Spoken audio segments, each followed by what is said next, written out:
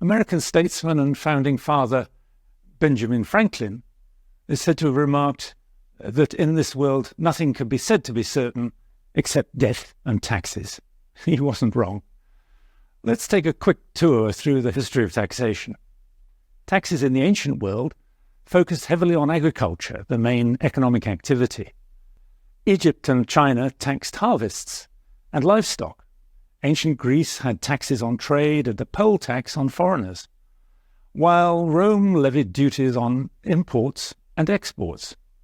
In medieval England, one tax, the Danegeld, was raised to pay off Viking raiders. The famous Magna Carta was largely a backlash against excessive taxation. Later came taxes on salt, on candles, and even on fireplaces. The notorious window tax prompted people to avoid paying by bricking up their windows.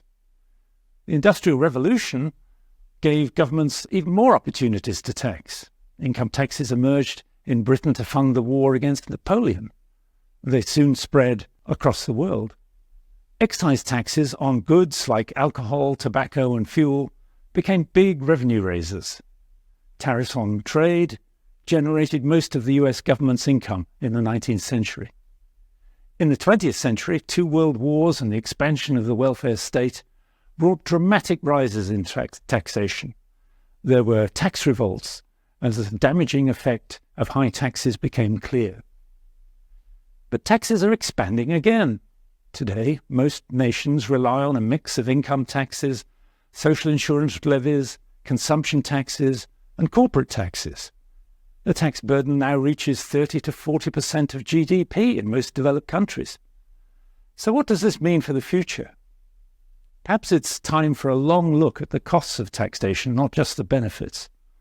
Lower, simpler, and more transparent taxes could minimize economic damage while still funding core government services. To learn more about the past, present, and future of taxes, download my new primer, An Introduction to Taxation, now on the Institute of Economic Affairs website. And let us know your thoughts on the history of taxation in the comments.